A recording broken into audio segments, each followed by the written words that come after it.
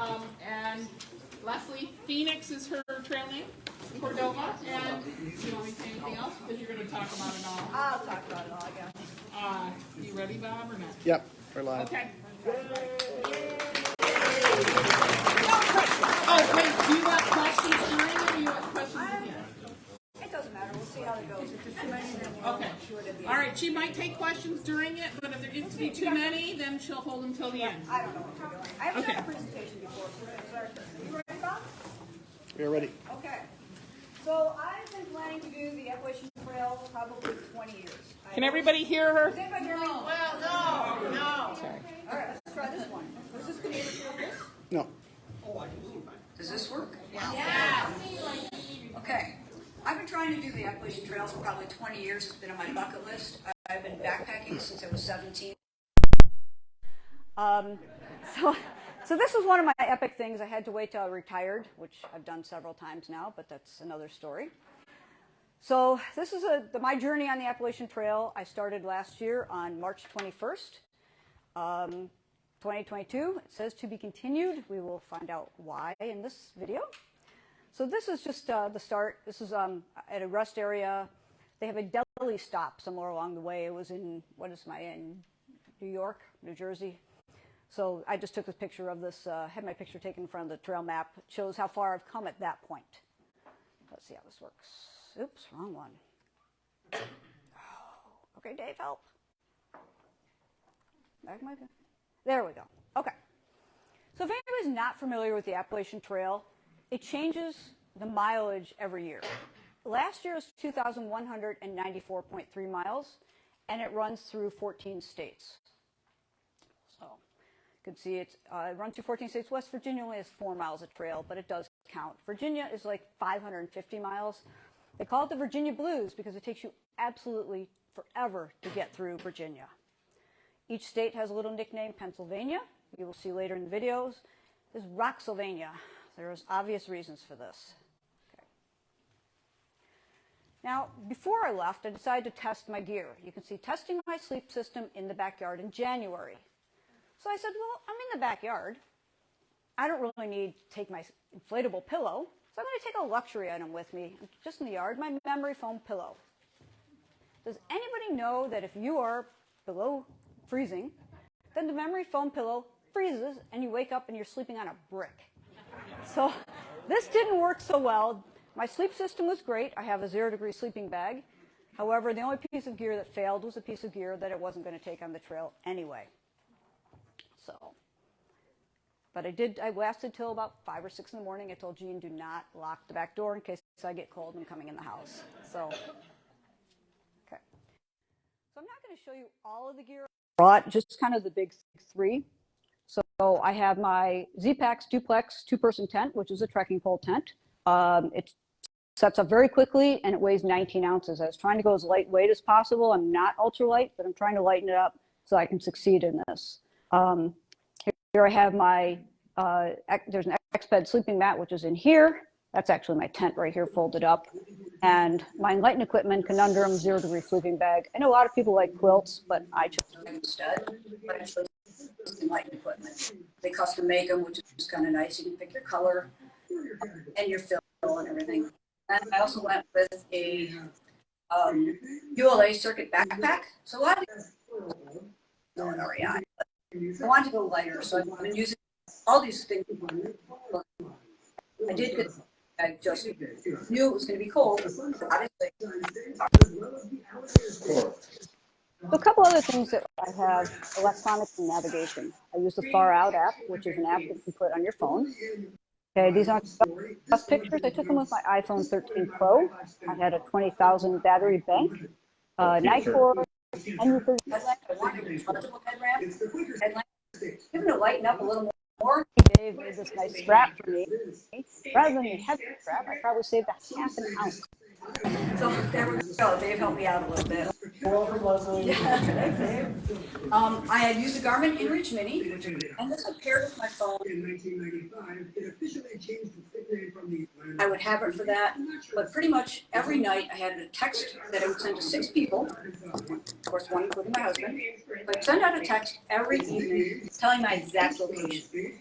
So the Garmin came in handy in the days that I didn't have a cell signal, which honestly, I probably only sent 10 messages out on that because I just wanted people to know where I was. And then miscellaneous cords, you know, plugins, whatever, and I also had some buds. And I pretty much only used those like when I was at a hostel. I didn't want to, if I wanted to listen to stuff and I didn't want to disturb other people. So here's the beginning of the trail, the famous arch that everybody takes their picture at. One of the rites of passage here, it's the coolest thing. This was like, I mean, pure excitement on my part, honestly. You go in, you check in Cordova Falls. I didn't have the picture here, but they take the scale. I weighed in at 25.25 pounds. It was 4 days of food and water. I had it all set up. Obviously, I'm not hiking in blue jeans, but this registered the day before, and then I started the hike the next day. So the beginning of the trail, I was hiker number 1654. That'll come in a little more important later. So 1,654 people had registered by March 21st. Absolutely crazy. Okay, now let's see if this will work. Let's see if the video will play. This is the start of my hike. This is the start of my hike. This is not working, Dave. It's a Dave's computer, so help me out. Like,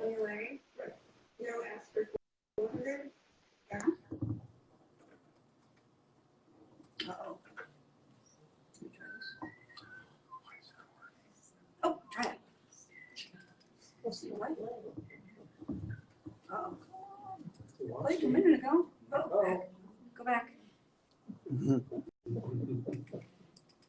Maybe that'll work? No? The button shows up. See the place?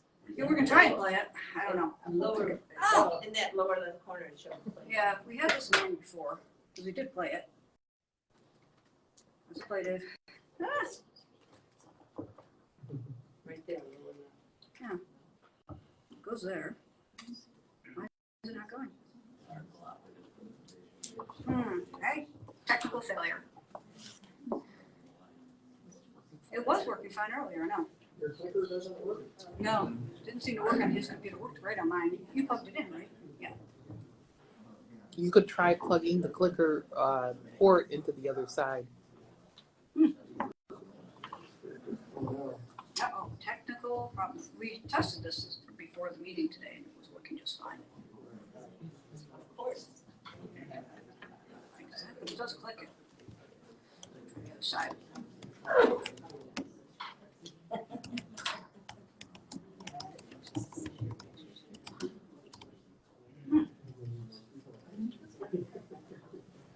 That's my technology piece. Try a different port.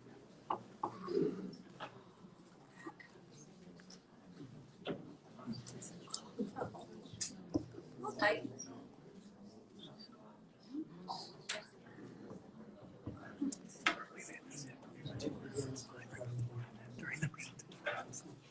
Should be click that and highlight it.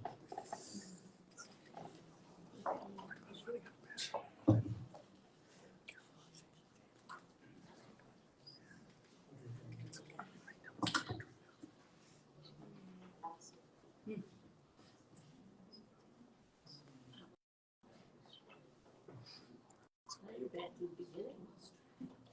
Sure. Oh. Oh, Very oh, blurry. Oh, no. I get that screen a lot. oh. Turn it off, turn it back on. We're doing so well.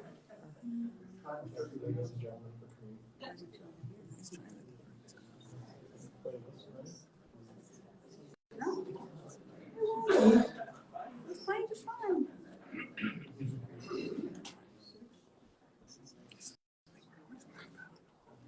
I think it's a volunteer.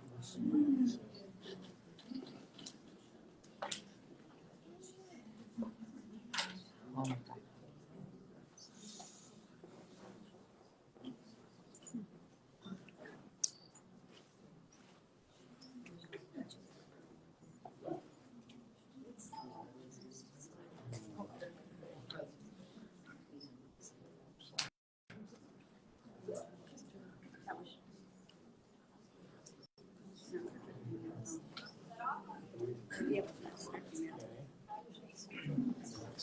We are sorry about the technical difficulties. We did test it before the meeting.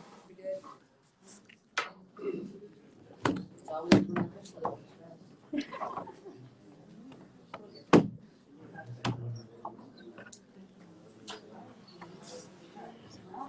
What are we doing?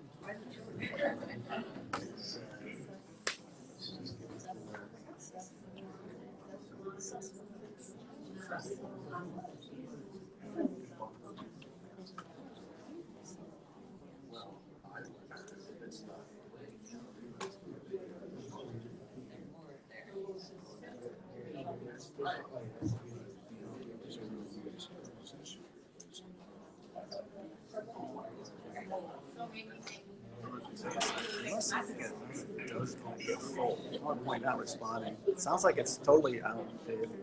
I'm pulling up my computer if you wanna. Memory stick on.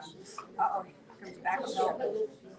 I don't have any solution. She's kind of figured this out. You say you tested something down here. No, but I mean, in the basement? Yeah. It's all on here. So you're running it from the desktop? Yep. Is that the best place to run it from?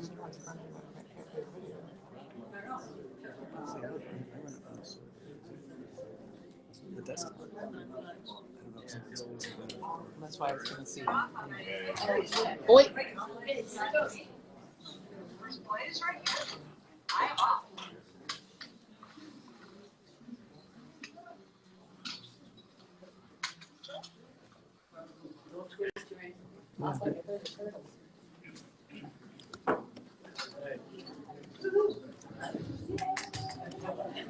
Yeah. Did you have to come back and get your camera?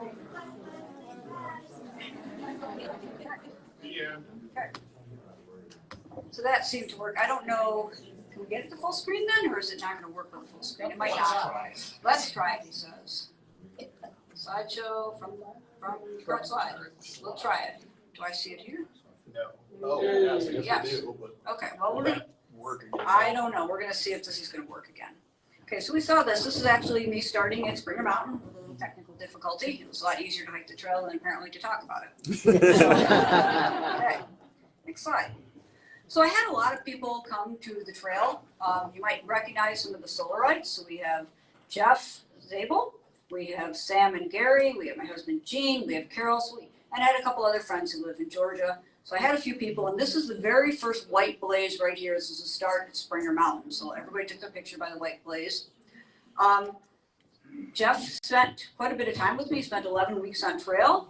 Chrisanne hiked with me the first week. I probably killed her off after that time. She spent some very cold nights there.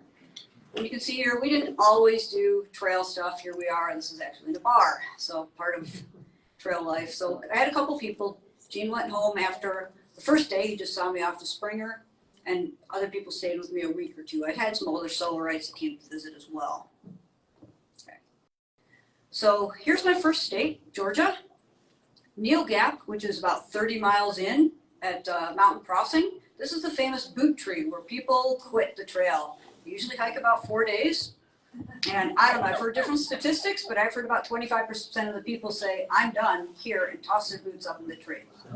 So, no, 4 days. It's 30 miles in. So this is at Neal Gap. And here's March. You can tell it's very cold. This was me waking up in the morning. I took my picture inside the tent wearing every piece of clothing I had. It was very cold. This was at Low Gap, and it was in the 30s, but the wind chill was awful. I mean, we didn't even cook breakfast. I mean, the wind just comes right under those single wall tents. And then this is here at Neal Gap as well. This is the only section of trail that the trail, they say it goes through a building.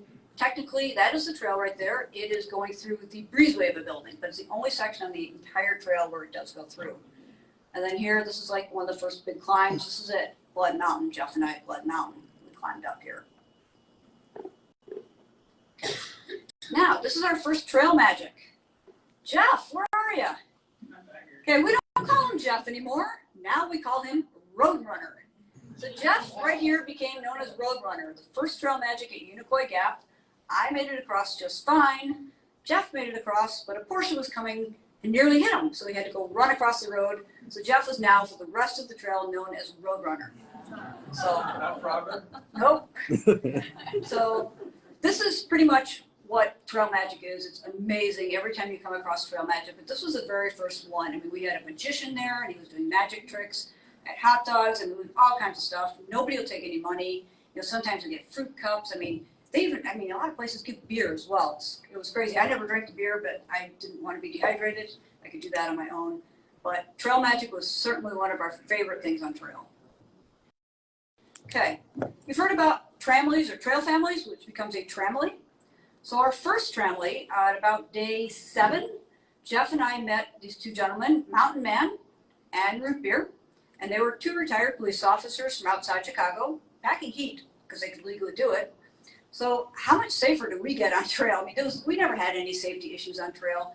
But so we traveled, Root Beer was just section hiking, and Mountain Man, he was sort of through hiking. He was going to get as far as he could by September. He didn't really care if he did the whole trail or not.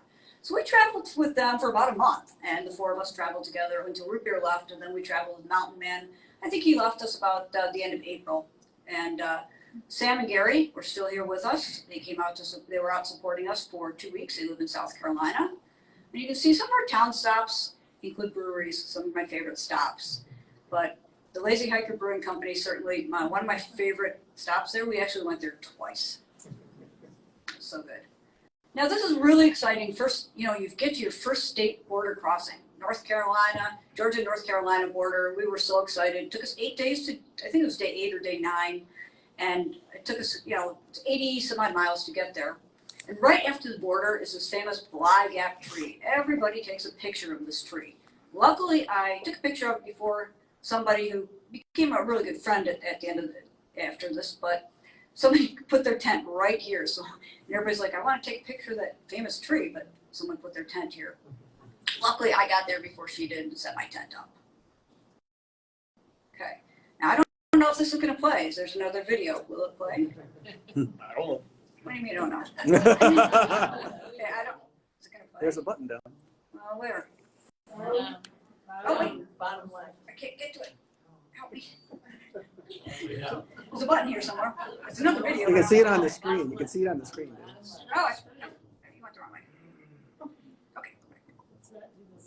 Yeah, I don't know if this is. I don't know. Oh, there it goes. Don't touch it. All right, we're here. 83 hikers deposit permits here entering the Great Smoky Mountains. If ram it in there, probably doesn't pick up permits so often. Okay. Yeah. They don't pick them up. Oh my gosh. It's in.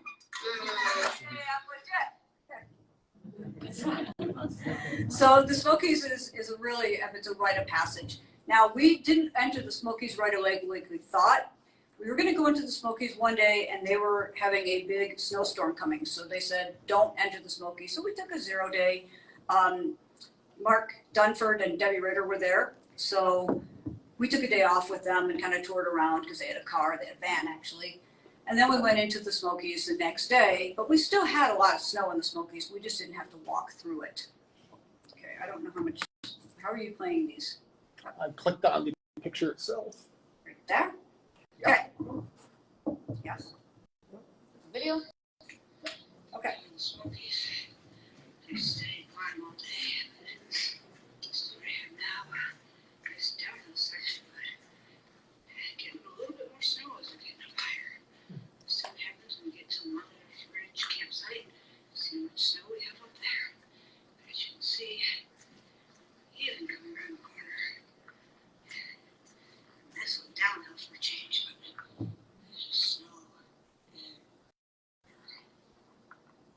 I see you wore gaiters. Are you glad you had gaiters? So, okay, good point. So the gaiters are just, now I'm not wired waterproof shoes. So you can see what happens. What I didn't show you is there's a video with me sloshing through the mud because all this melted and became mud, and you can see what happens here. And they're not waterproof shoes. So yes, I had Dirty Girl gaiters, which basically just keep the debris out. It doesn't do anything for water. I mean, my feet were soaked. So, but it was, it was fine. When we get to the trail shelters, then a lot of people put fires in the fireplaces in the Smokies, and we could dry out some of our gear. So here's another epic thing. Oh my gosh. So you get to these 100 miles, the first 100 miles at Mount Albert here. It's just amazing. You know, it took us, I don't know how many days, 13 days to do 100 miles. I mean, we started out pretty slow. We started out 8.5 miles a day.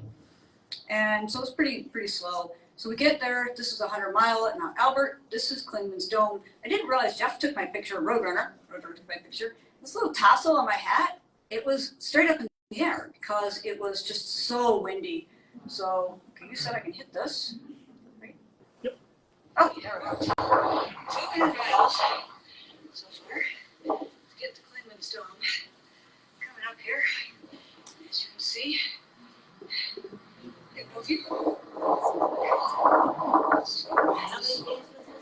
Goodness. I'm not sure if I 200 I don't know.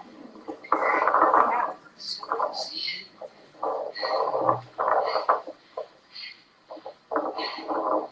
Alright. Jeff, I walked 200 miles with this view. Boy, I didn't get better than this. I have a view. Jeff!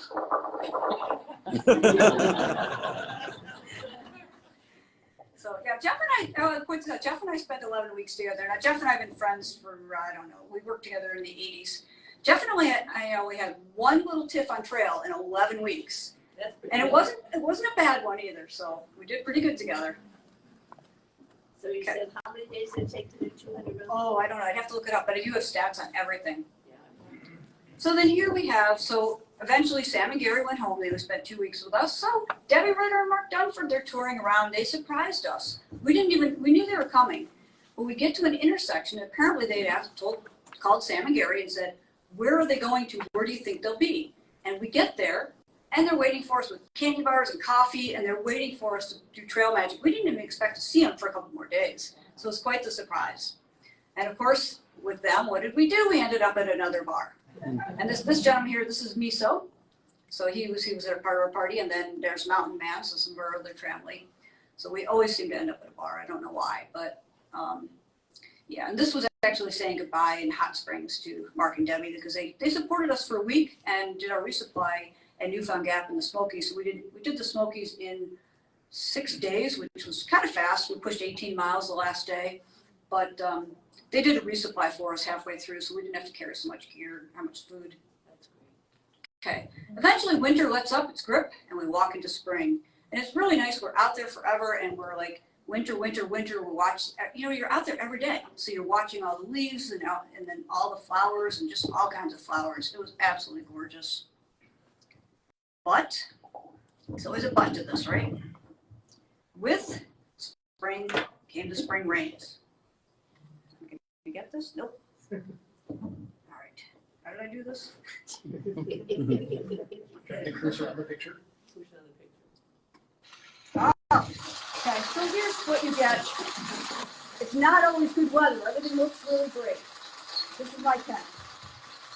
I'm trying to pack up in the rain.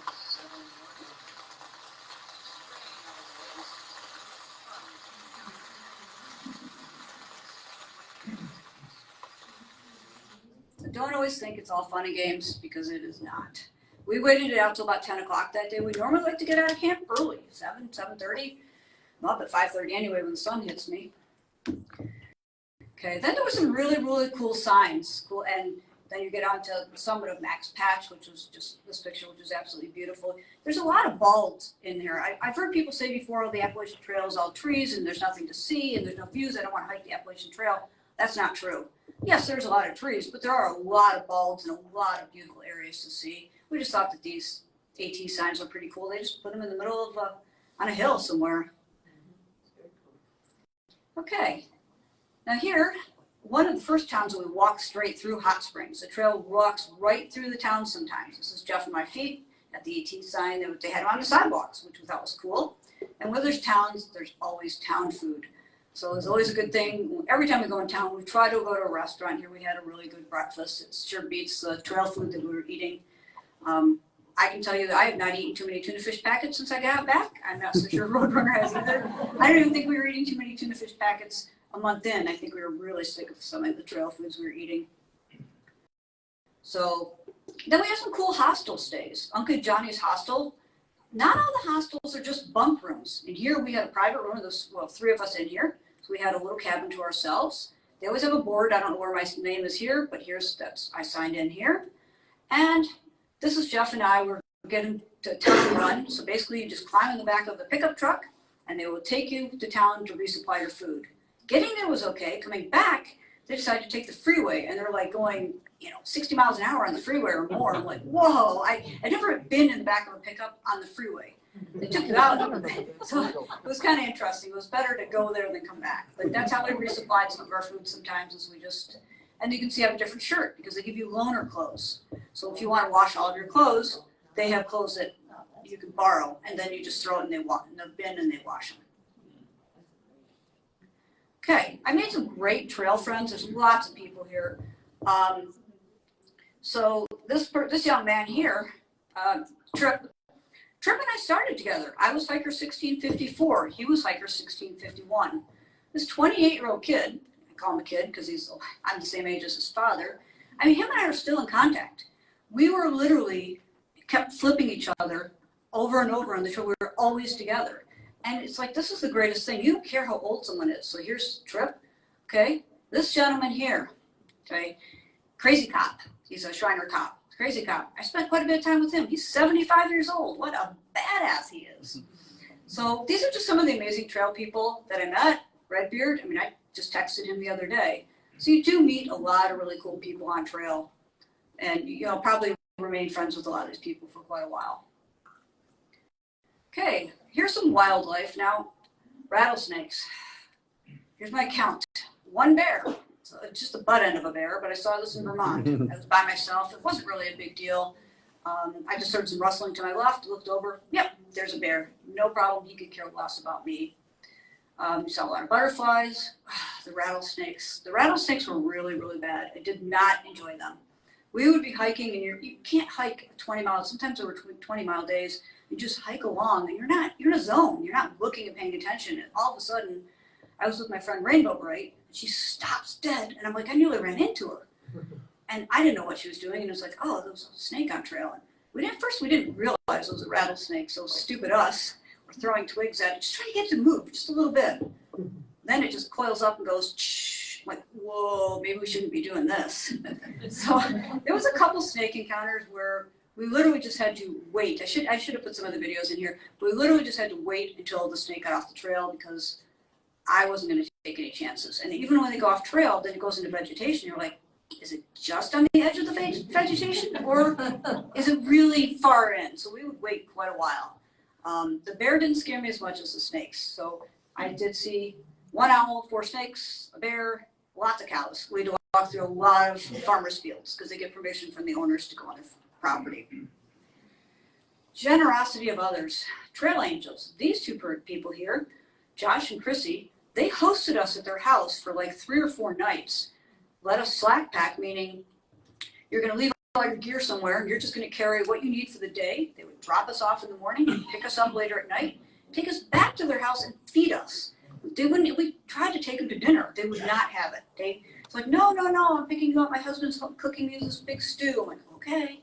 So they were trail angels that put us up. There was a church.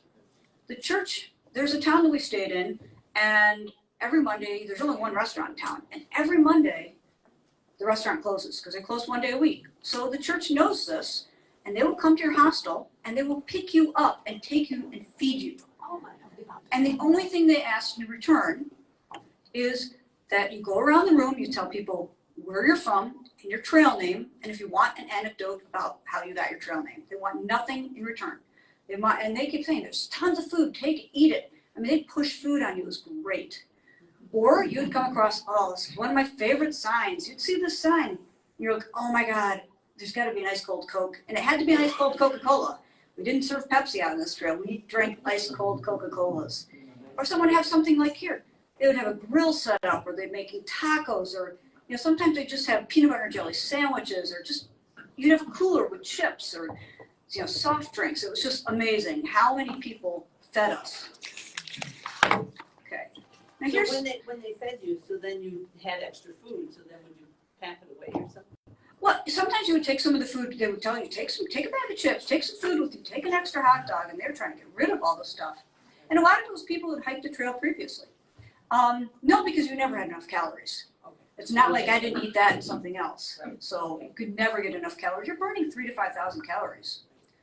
So, and you see that the trail did have some amazing views. I mean, I just have a few slides of them, but I mean, you can see this is the trail. So this is where the trail goes, all up and around here. So, and this was still pretty early on. You can tell I'm still wearing a hat here, so people weren't warmed up, and fleece. So, but you did have some amazing views on this trail. And there's Jeff, I believe this was at Max Patch, a picture of Jeff at Max Patch. So, and you can tell he is like already the incredible shrinking man here. So, Good. yeah. And yeah, Jeff took this picture of me. You can see everybody gets a pink hiker tag, so there's my tag hanging. And just walking up another bald. Okay, we also had a lot of lakes and rivers and scenery. It was just, you know, there's a lot of beauty in the trail. I mean, not every day you saw something really beautiful. A lot of days you were just kind of going through and just kind of in the trees. So some of the times it would get a little monotonous, and I would just I have audiobooks I would download from the library, and I would just play those and kind of be in a zone and listen to a book. You didn't hike with people all day, every day. I mean, Jeff and I hiked together quite a bit, but we weren't always together. You can't hike with someone every day, all day. But we always knew we were in touch and when we were going to meet up. So we always set a goal of where we were going to meet, what campsite or stealth site. A lot of times we didn't camp at a regular campsite. We would camp at a stealth campsite somewhere.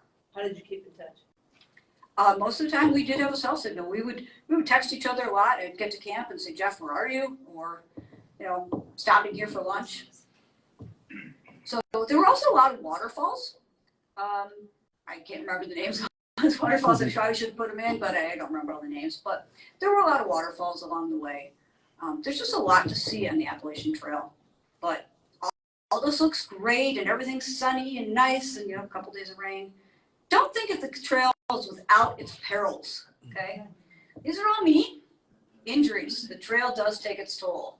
I had a pretty good fall. This still has a scar right here where I did pull my finger. This actually got more purple. This was, and this, I don't know, I was coming along, you see all the dirt on my legs too. I was just coming along, and within 5 minutes I hit a rock on one leg and root on another. Boom. Okay, now I'm bleeding in both. So it's good, at least it's consistent. This was the last day of Pennsylvania. I don't know what happened. First I was upright, and then I wasn't. And that's all I can tell you about it. I was probably 2/10 of a mile outside of camp on the last day in Pennsylvania. And I don't know what happened. I was just down. That's all I can tell you. And it hurt. So that's about all on that. So it's not all fun and games. Okay. So these are a little bit out of order. So here we are. Here I am. Another cool sign. A lot of people take a picture of this. It's just a, you know, one of the barn that people put the AT sign on. This is one of the things leaving North Carolina for good. The trail crossed over between Tennessee and North Carolina like quite a bit. And then it was kind of cool. Every time you cross the state, there's 14 states. So every time you cross into a new state, it was exciting. So this is our leaving North Carolina for good. You look like you're pretty red in the face. Did you use sunscreen or no? I was not using a lot of sunscreen. I don't know if it was just sunburn or it was probably hot. So it got pretty hot, but I didn't really get that sunburnt out there actually. Okay, Damascus. So Damascus is like Trail Town, USA. It's where Trail Days is. It's about mile 470 as you're getting through. Damascus is also starting into Virginia. So it hits Virginia from Tennessee.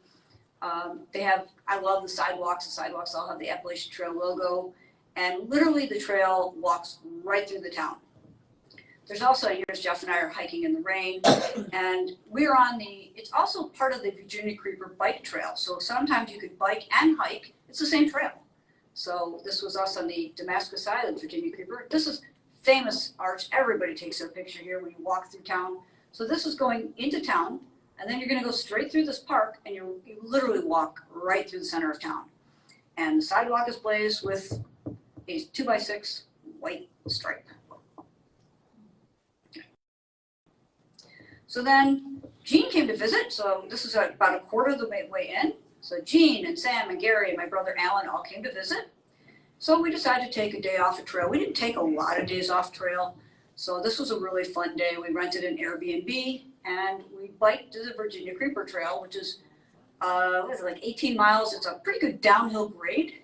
You don't really have to pedal very hard, but it's also right here.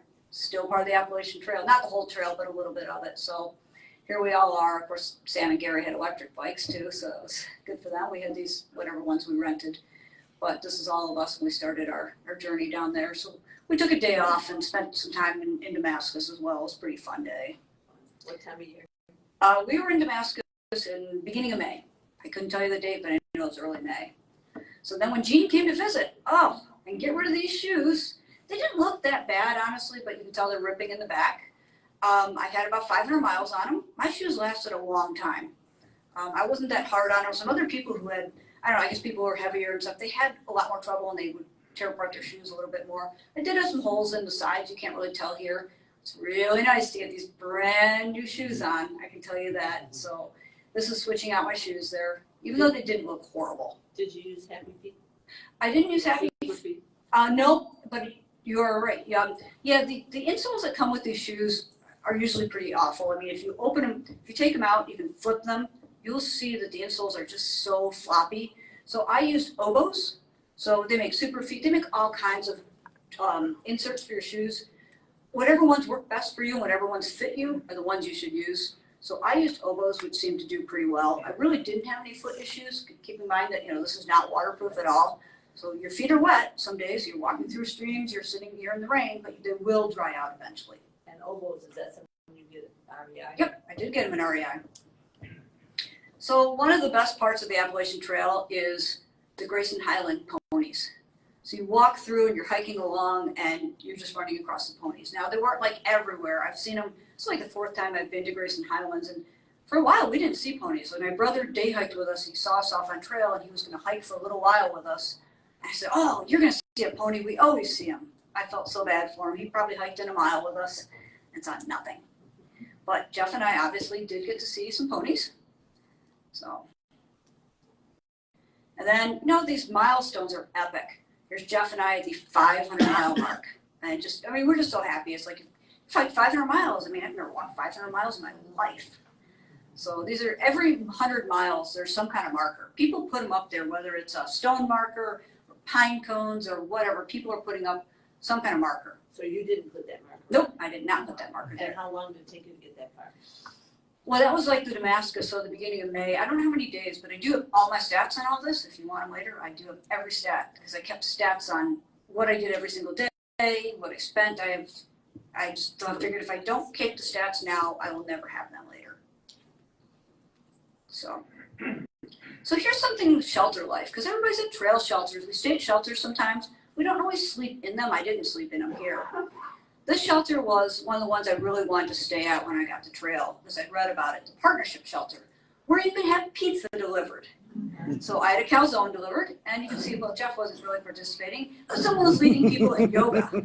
So we did a little yoga here, and people just kind of hang out, and I just went over, and they have a phone that, because I had no cell service here, they have a phone, you call, they deliver your pizza, you pick it up, you walk about 1/10 or 2/10 of a mile back, and you can eat pizza on your trail. So it was really nice. I saw this shelter and I'm like, yep, we definitely have to make sure that we're at the shelter to stay here.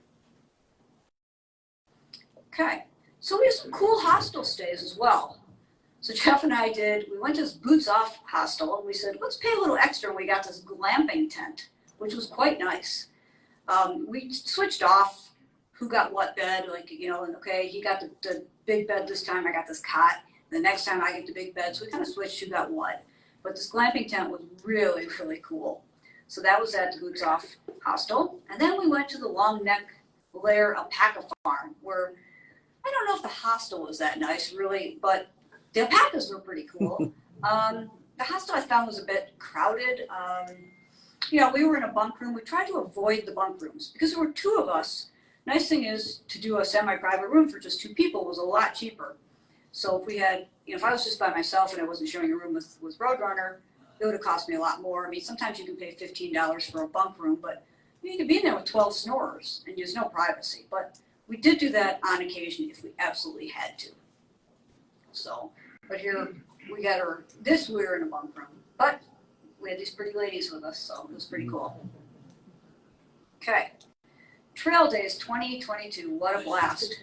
So Trail Days is every year. It is like a rite of passage for people. So Trail Days is in Damascus. They have all kinds of vendors and they have people, they have a hiker parade. You can see I am somewhere in this massive hiker parade here. I don't know where. You can see my nice green t-shirt, which is of course a loaner shirt from the hostel. So we got to participate in this. We were pretty far north and I think we were about 80 miles past Damascus. And I hooked us up with a ride and we caught a shuttle back down. We said, yeah, we don't want to take too many days off trail. So we got a shuttle driver who said he was just going to go for the day. So Jeff and I went with 2 other hikers and for $20, pretty cheap really. And we went down and he took us, I don't know how many miles it was. It's 80 trail miles. I don't know how many actual miles it was. And we spent the day in Damascus at Trail Days. It's like, so this is Nimbuil Nomad. He hiked the trail in 2021. He's the oldest thru hiker who ever hiked the trail. He still holds the record. And then right here, this is Harvey Sutton. They actually had a YouTube channel I was watching. So he was 4 when he started and he was 5 when he finished. They did not carry this kid. He hiked every mile of trail. They got permission for him to go up Mount Katahdin, which normally you have to be 6 years old. But he got permission because he had hiked the trail at 5 years old to climb Katahdin. And then here we are with some of our friends, of our trail friends that are here. These couple are from Australia. So people we met, I met these people probably day 4 on the trail. So, and yeah, and then the cool thing is these people are all standing. It's really hot that day. And people are along the side here.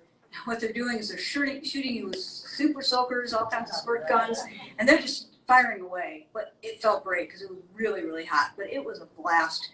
And then you go and you're seeing all these people that you know, like people, a lot of people who got ahead of you or behind you, you lost them on trail, but everybody seems to show up.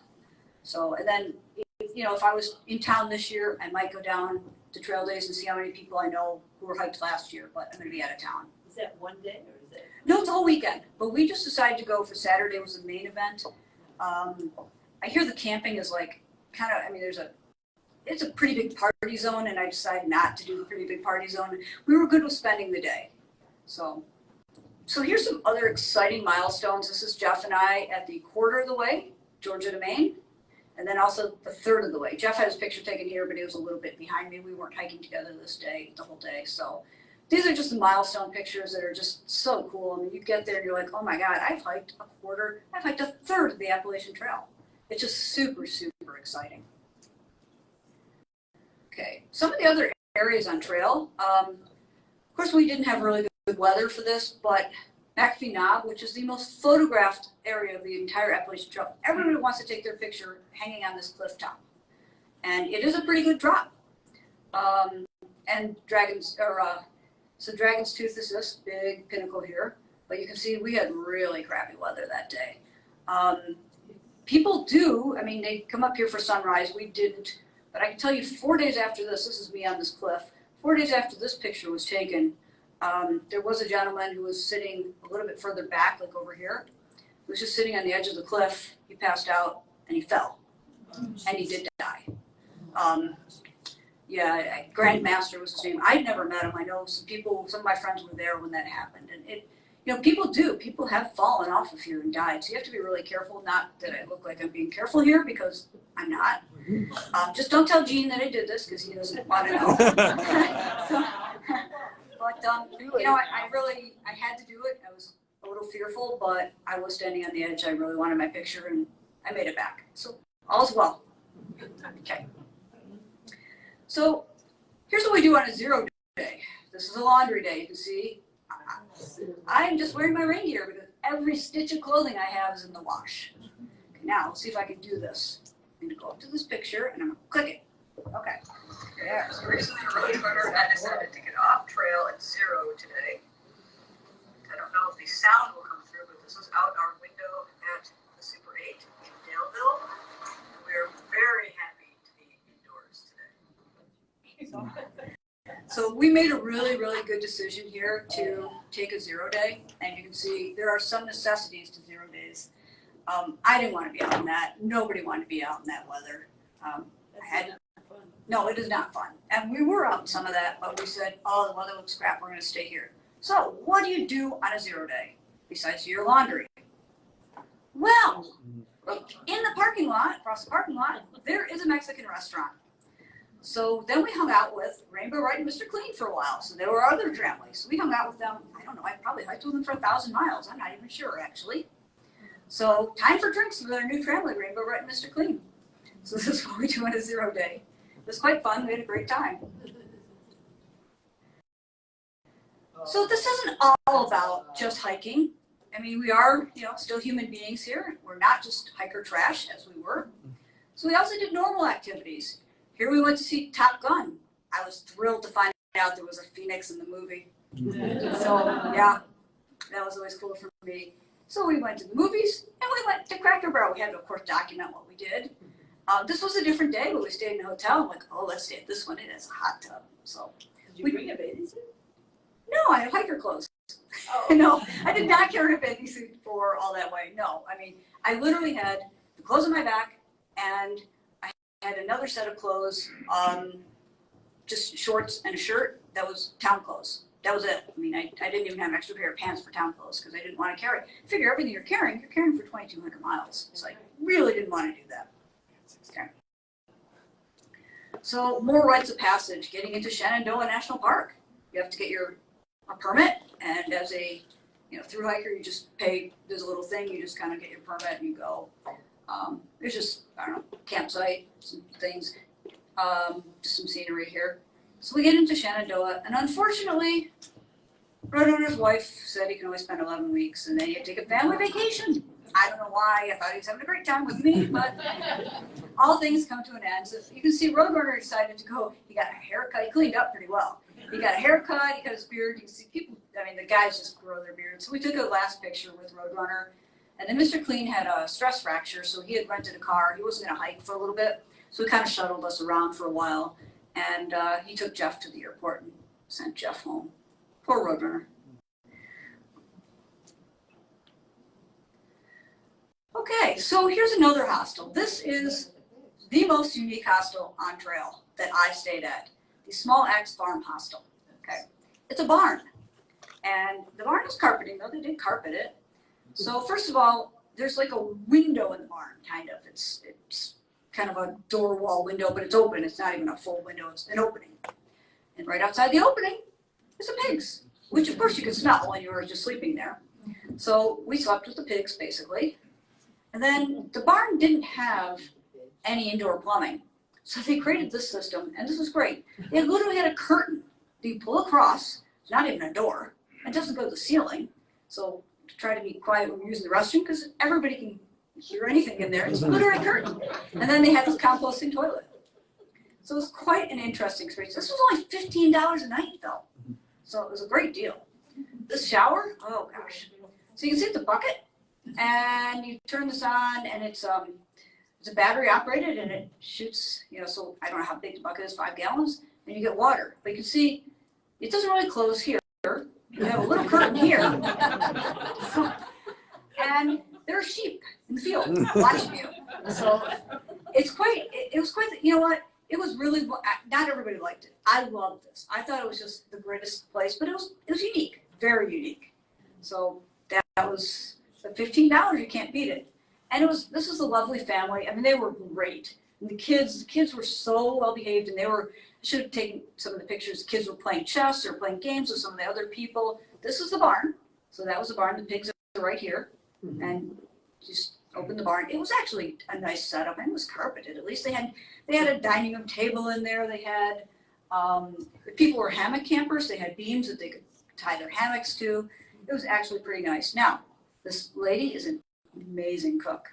I actually weighed myself. I gained a pound in spending 2 or 3 nights here, which is good because I'd lost a ton of weight by here already. And this was the breakfast that she fed us. Only $10 for breakfast. I mean, that's a lot of food. So, and I should have taken a picture of the dinners too. The dinners were amazing. She was such a good cook. So it was a really nice stay with these people. Did you get to choose what pig you ate? No. I'm sure I might have. Yeah. So here's another, I mean, this was one of the most exciting. So 1,000 miles, okay, 1,000 miles. I mean, it was exciting. Who walks 1,000 miles? So Harper's Ferry is unofficial halfway because the trails, you know, Harper's Ferry is like a little bit short of halfway. So also crossing out of Virginia to West Virginia, okay. We've been in Virginia for 550 miles. It's the Virginia Blues. We were tired of it. Let's get to another state. So it's very exciting to cross the state line. Also, you get to the Appalachian Trail Conservancy, and they take your picture and it's your rite of passage. I started, remember I said, remember my number. I started as hiker 1654. I got here as hiker 910. Now, I didn't speed past people, not in the least. That tells you how many people dropped off. I might have passed a few, but I think more people passed me than I passed. So I came in as hiker 910 because this trail takes its toll on people. It is not an easy trail. It was a lot harder than I thought it was going to be. And yes, not at the Conservancy, but yes, there is a half-gallon ice cream challenge. So we can talk about that for a second. Time? Yep. Sure. So the half-gallon ice cream challenge, when you get to the ATC Museum, and there's a store there, people eat a half-gallon of ice cream. Well, I saw people out there. It was really cold that day that I was there, and I saw people out there, and they were shivering, and they were like, they were freezing. Some people just said, I can't do this anymore. Some people would eat the ice cream. They were laying on the ground, just writhing in pain. I'm like, this isn't worth it. And then you see some people that are like, oh my God, that's a lot of ice cream. And they would literally have to run because the bathroom was nowhere near. So I'm like, I'm not doing it. My challenge I did is I ate this giant burger and I ate a pint of ice cream, which was a lot for me. So that was my challenge I did. So, and then here Jean came, we took a day off and we went all around Harper's Ferry. Let's see if we can try this. We try these videos. Click. Okay. Woohoo, congrats, 1,000 miles. Woo! 1,000 miles. Woohoo! Who the heck would walk 1,000 miles from Springer? Me. It's awesome. Congratulations. Thank you. So that was one of my tramway that took a video. I didn't even know she was going to do that. I just walked up and she's taking this video of me. So that was me getting to the 1,000 miles. It was super, super exciting. Okay, so this is the official. We were at the official halfway, which is like 1,097.1 something. So that's pretty good. And then I took a video at every 100 miles and took pictures. So this is what happens. So this is 1,097, and this is what happens 3 miles later. Okay, I've got 1,100 miles in, although kind of sucky. It's raining. I'm trying to keep dry out here, but we're doing pretty good. Past the 1,100 mile mark, absolutely incredible. Did another 100 in a week, so doing pretty good out here. And hopefully the rain will stop soon, and we'll be done. So you can tell when people hike, a lot of people don't tend to do videos in the rain because it was really hard. It was almost impossible to get the phone to work out there. But it's not always great weather. How many listeners do you think you have? Oh, that'll be later. Not many. Don't spoil my surprise. But it's a good question. No, thanks, Mom. Okay, so here we are entering Pennsylvania, aka Rocksylvania. And you can see, I don't want to tell you that this is just a pile of rocks. This is a trail. Okay, that's a trail. This, we'll play a quick video. This is a very quick video, but watch this one. This is me walking in Rocksylvania. That's a trail. Oh my gosh, you had to be so careful to not twist an ankle. It's just a quick video, but that is Rocksylvania Trail. It's everybody dreads it, but everybody said Rocksylvania was so bad. Southern Pennsylvania was delightful. I mean, you had some areas that were like soft pine needles, and it was really nice. And then you had areas that were tiny little rocks. Then you would go to some good trail again, and then you get big rocks, and you get some good trail, and then you get crap like this. So, and I thought that this would be the end of it, but Rocksylvania was not the end of it. Okay. Here we are. New Jersey did get better. This is like an epic picture crossing over from Pennsylvania to New Jersey. And then here we go. Bob and Garrett come to visit. So that was really awesome. And then Bob took this great picture of me. It took many tries to get this, but this is the obelisk. This is the highest point in New Jersey. So Bob and Garrett, it was great to have people come to visit me. It was really, you get kind of lonely out there. I talked to a lot of people, talk to your friends on the phone, but it's not the same as having people come to visit. So it was really special when people came to see me. Okay, this is Bob's big moment. So Jake the donkey lives on trail, and he's not fenced in any way. It's a little bit off trail, and you can stay here since a farmer lets people stay on his property, and he's got a little hut there. And we just were slack packing, meaning we were just carrying our stuff for the day. So we were trying to eat lunch. So here is Bob eating lunch with a donkey. So let's have lunch. Okay, let's have lunch with a donkey. They thought this would be a good idea. Hey, Bob, you think this is a good idea? You're on video. So here we are trying to have lunch.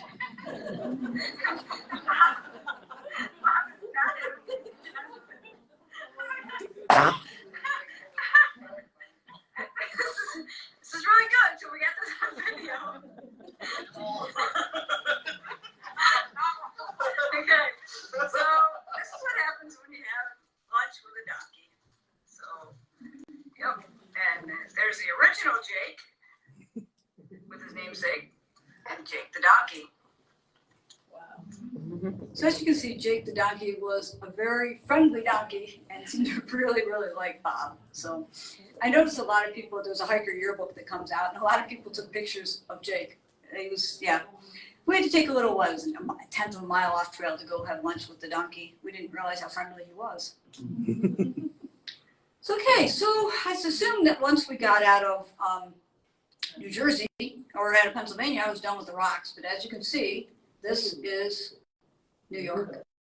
Wasn't one of my favorite states. Can't remember if this was a video. Might have been, might not have been. No, I guess it wasn't. So anyway, so yeah, so that's the more rocks. I mean, you're never going to get away from rocks.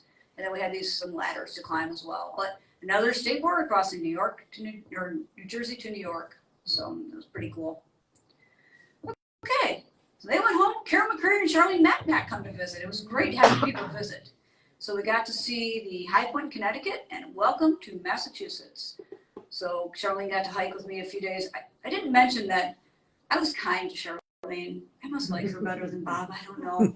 Because we did like 12-mile days. And Bob, what did we do, like 16 or 17? Yeah, I tried to kill Bob. But he was really a good sport about it. I mean, Bob and Garrett, Garrett's kind of young, but he was pretty tired. Yeah. But we had trail legs by then, and we were pushing some big days. And yeah, so Charlene, I must like you better. For sure. So then later on, Carol comes back to visit. So Carol gets to see the highest point in Massachusetts, which is Mount Greylock. And I'm here again with Rainbow Bright and Mr. Clean. I told you I spent quite a bit of time with them. And we get to Vermont. This is also where the long trail starts, which the long trail is concurrent with the Appalachian Trail for about 105 miles. I believe the trail is like 270 some miles. So it's on my bucket list at some point, pretty soon, I would think, before I get too old to do this. Okay. So there's lots of lakes. There's fire. When you get some great days out here, you can climb a fire tower and see these epic views. I mean, there's a lot to see on the Appalachian Trail. It really is a beautiful trail. You know, people want to go out and section hike it. Strongly recommend it. It's a great trail. It's a great trail community. So here I'm again, of course, with Rainbow Bright and Mr. Clean. Okay, this was a cool one too. So we get, 500 miles left. Okay, I've got 500 miles left to Katahdin. I remember when I got to the 500-mile mark, it was very exciting. This is probably a lot more exciting. 500 miles to go. Just amazing. Can't wait till the 400 or the 300, but getting there. And you can probably tell, I know that Mo commented on my Facebook, like when I was hiking, I'm getting pretty thin here. So yeah, I've lost quite a bit of weight by this point. It's really, really hard. I was not like everybody else. Everybody else gets hiker hunger and they're ravenous. Well, I wasn't. And the problem is I'm burning 3,000 to 5,000 calories a day and I'm just not taking in the calories at all that I should be. So we're getting to the finale here, New Hampshire. Just breathtaking views of the White Mountains. I think I've got another. There's a lot of rocks in the White There's a lot of Mountains, rocks. too. Yeah. Continue my climb up. Gotta climb up Mount Lincoln next. See, it looks pretty steep. Over the top, there's a lot of day hikers up there. And after Lincoln, I get Lafayette and Garfield. Yeah, so there's a lot of climbing, and the White Mountains were all exposed. I mean, absolutely just exposed everywhere. You don't want to be up there in some bad weather days. You know, it can be pretty windy as well and pretty brutal, and there's just no tree cover at all. And there's a lot of rocks. New Hampshire was a lot of rocks scrambling. A lot of times you would literally be throwing your poles ahead of you and climbing with your hands. I would say climbing up and down. Some days I was probably doing half mile an hour, and these were really, really tough. Yeah, the whites are kind of brutal. So Vermont is supposed to be known as Vermud, but it was a really, really dry season. But you can see, I was actually on the phone with Gene talking to him, and I said some words as I put my foot in. I didn't realize I slipped off this board, and you can see what happened. I went all the way in. I thought I was going to lose my shoe. I'm like, wait, Gene, I got to call you back here because I had a little catastrophe. So, yeah, it became very, very, New Hampshire was very muddy. I don't know why, but okay. This is also a quick video. This is a trail, and this is literally a river running through the trail.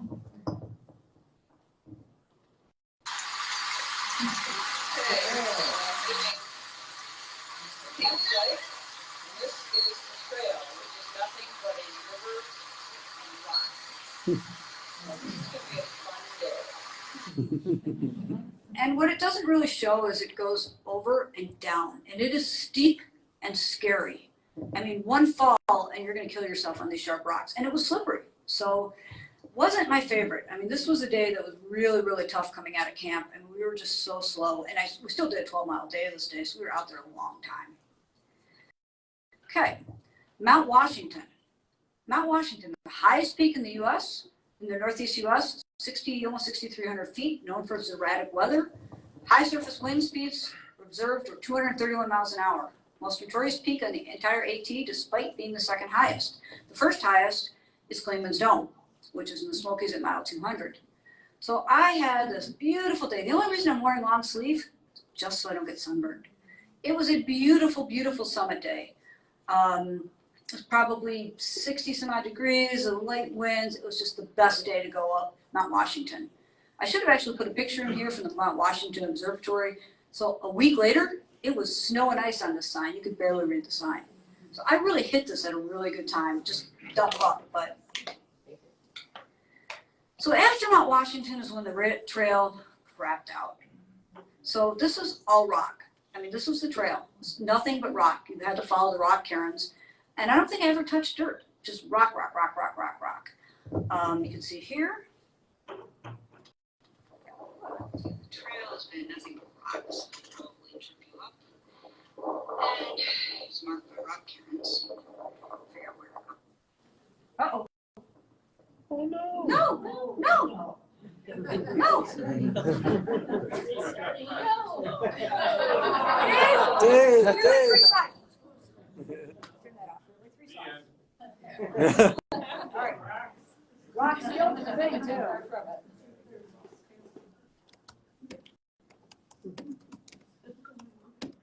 Way down. Oh, let me just tell us. Whoa, look at all those. Washington? See when they pop up. One that said Those are up a little bit. Yeah, we're in that one. Yeah, that was 62. 62.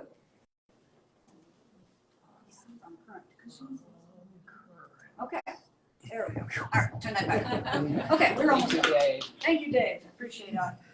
All right, so next slide. Yeah, this is where I went to hell in a handbasket. I made it to Madison Spring Hut, which is right after Mount Washington, and all those rocks I just told you about. Somewhere along the way, I don't know what happened. I broke my foot. So I didn't feel a pop. And nothing happened. I couldn't tell you anything happened. The doctor seems to think I probably walked 1,900 miles and got a stress fracture and broke my foot. So it was really a lot of fun. I walked about 9 miles off trail. I was a couple days ahead of my family at this point. I walked 9 miles off trail. Eventually, I spent the night at Madison Spring Hut. They were very kind to me. I mean, I couldn't walk any further that day anyway. Spent the night there and then said, what's the quickest way out of here? And I still had to walk another 3.8 miles down this really rocky trail. I didn't even know where I was going. I got to a parking lot. I had no idea where I was. And I just said, there was someone there. I'm like, can you tell me where I am if I called the hospital to pick me up? And she did. And the hospital picked me up. Then I got a lovely 88-year-old shuttle driver to take me an hour away to an urgent care and wait with me.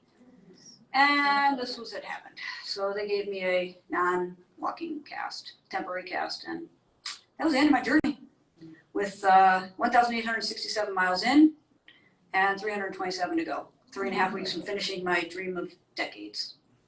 So these are just some of the milestones, my state borders, to prove I actually did this whole trail. Every state border line I've crossed. So leaving Tennessee, entering Virginia, entering West Virginia,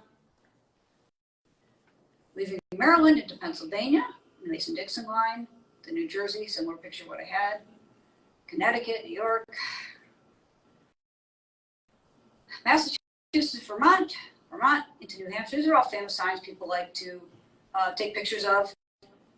Crossing the state borders is always super exciting. Get rid of another state, you're good. 45 miles more and I would have been in Maine. So I was so close. So I know Mo asked a question. Here's some stats. So Jeff took this picture of me because I love it. So the trail was 2,194 miles. I hiked 1867. I spent 152 days on trail, including my 0 days. Total 0 days was 14.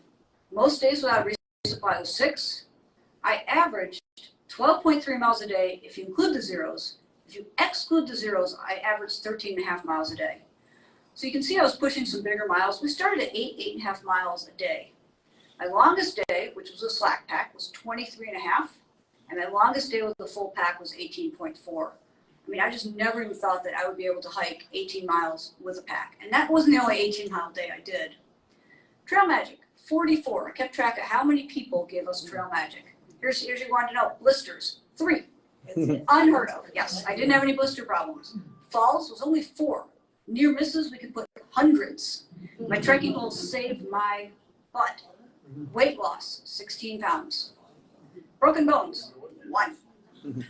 So, yeah. What do you attribute only 3 blisters to? You know what? I've never had a problem with blisters on my feet. I mean, I was using darn tough socks, but I still hiked. Some of the blisters I got was because my feet were wet for a little while, or I didn't change my shoes out enough. But I just don't, I'm not prone to blisters. Just, I mean, in almost 1,900 miles, that's all I got. Hardly anyone wears boots, right? Nobody wears boots. Everybody's wearing trailers. I bet you I haven't even seen 5 people through hiking with boots. Jeff, what did you end up losing? I lost 35 pounds. 35 pounds. In 11 weeks. 11 weeks, yeah. Well, if I lost 35 pounds, I'd be dead. But so these are my stats. I kept some of the stats, so I didn't have too many falls. I think I averaged pretty good miles. All right, 2023 plans. Roadrunner and I are going back. I'm going to finish this damn trail. I'm not going to let it kill me. Sometime in August of 2023, we're going to start at the Madison Spring Hut, hike 327 miles to Katahdin. Now, this was a picture. This is the last picture, one of the last pictures I took on trail. This is coming off Mount Washington, coming all the way down to Madison Hut. I got off trail here.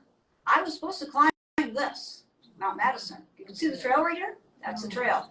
Sorry, Jeff, this is what we're going to have to do when we get back. I don't know if you've seen this picture before, but thanks for signing up, and here's what you're going to do. So we're going to go here. I'm going to come back up this valley trail that I took here, come back to this hut, and then we're going to climb. So I was supposed to climb another couple miles up and over, and then I was going to get to the tree line where I was going to camp out for the night, but I knew I was in trouble. I could barely walk at this point. And that's why I ended my journey at the hut and spent the night. But I was supposed to meet some people up and over. In August, is it going to be very hot? It's going to be a little warm. It shouldn't be too bad. I mean, it should be breezy, I hope. I didn't want to do it any earlier because there still could be snow in the White Mountains. So that's about all I have for this presentation. Does anybody have questions?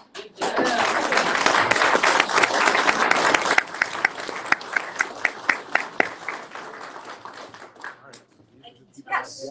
Yeah, you're not 100% sure that Jim said he was. You know, I got my trail name. Gene actually gave it to me a long time ago.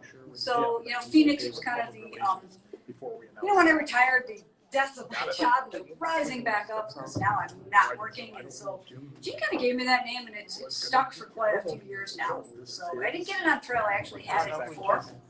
So I used the Phoenix. Yeah. 3 days if you slack pack? I don't have that here. I'm not sure. We were starting to not slack pack as well. The problem was I was with somebody on trail who we weren't exactly compatible on trail. So when I broke off from her, we stopped slack. I didn't want to slack pack anymore. It just wasn't worth it to me. I like being on trail. I missed the trail. I know when Jeff and I go back, I think we're just going to slack pack up and over this one day. It's like it'll be an 11-mile hike, and then we're really going to be done. It makes sense to slack pack just the first day over this, but we're going to be staying on trail. And when I went back, I came home in July for a little bit because I'd lost a lot of weight. When I went back, we weren't slack packing anymore. It just was not something I wanted to do. I enjoyed much more staying on trail with the people that I was hiking with. So Just those first 5 days when I was like, yeah, we didn't quite do the first 5, but miles done in that week. oh no, I think 100 miles was like it wasn't a week. That first week. We went back. Oh, when we went back. Oh yeah, we went back. Yeah, we did 95 miles in 5 days. Yeah, because Carol came out when we went back out in.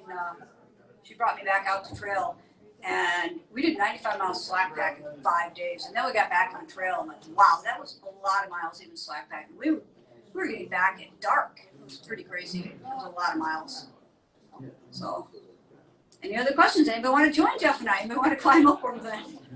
Yeah. Oh, wait. All right. Yeah, I have a few questions. So, Sure.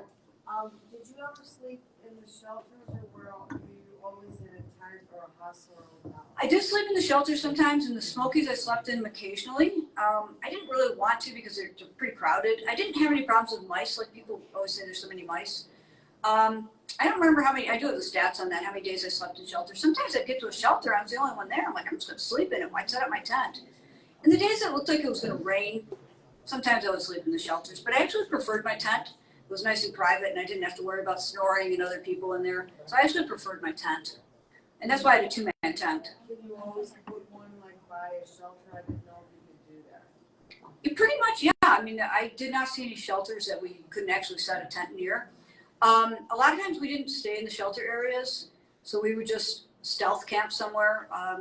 With using the Far Out app, they tell you, like, people will put comments like, here's a great campsite, and this campsite maybe for 2 tents or whatever. So we would actually just kind of stealth camp somewhere in a non-official designated spot. In the White Mountains, you had to stay at the designated spots. So in the places that we had to, we did.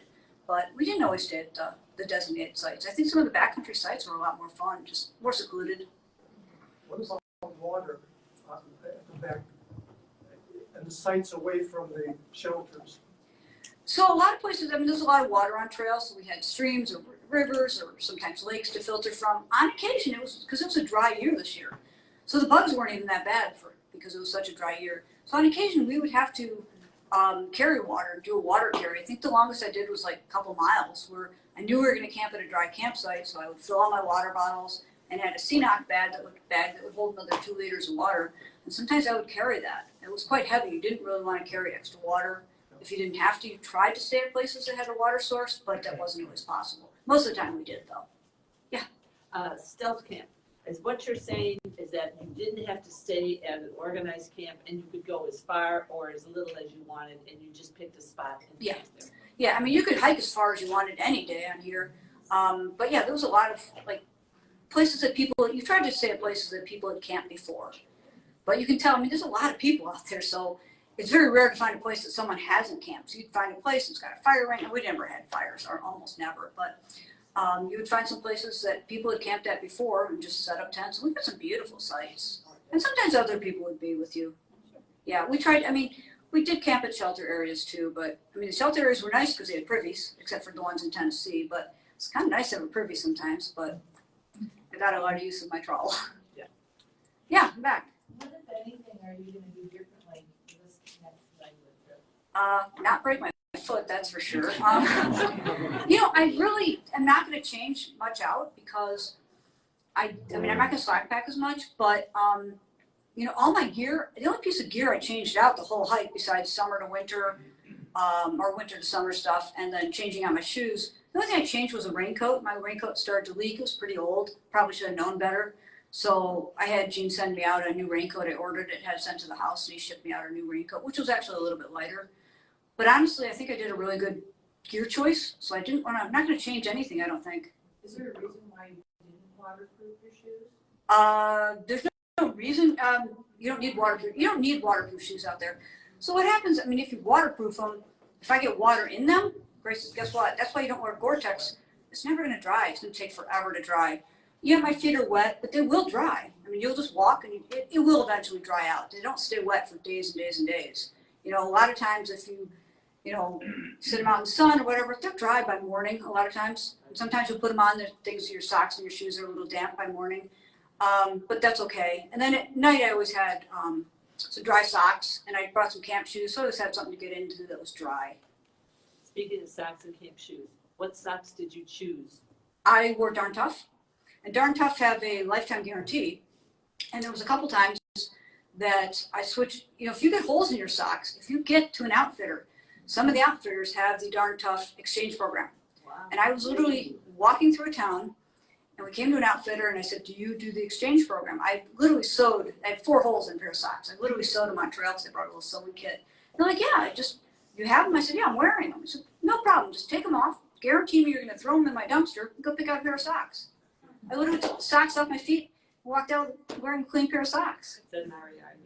It was not an REI. No, I didn't see any REIs where I was. Oh, I meant when you first bought them. I think I bought one pair on Amazon, but yeah, REI sells them. Yeah. And then you also said that for the socks and changing them out, you just wear regular trail runners. Yep, I had Brooks Cascadia Trail Runners. I went through 3 pairs.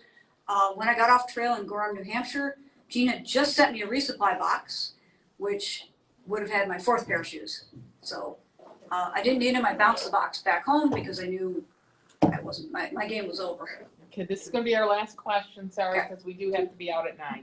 Did you meet a lot of people as you were going north that started up in Cordova coming south? Yeah, as I got a little further on, because they start in like May or June. So as I got a little further on, this trail started getting a lot more crowded. At the beginning, there was a big bubble. I mean, we were 40 people at campsites, and there was a big bubble. And then it dissipated after trail days. I don't know what happened. Jeff and I were both commenting, like, where is everybody? After trail days, I think a lot of people went home. We didn't see as many people on trail. And then as you got further north and the southbounders started coming, then you got a lot more traffic on the trail for sure. There's a lot of people out there. So. Well, thank you very much.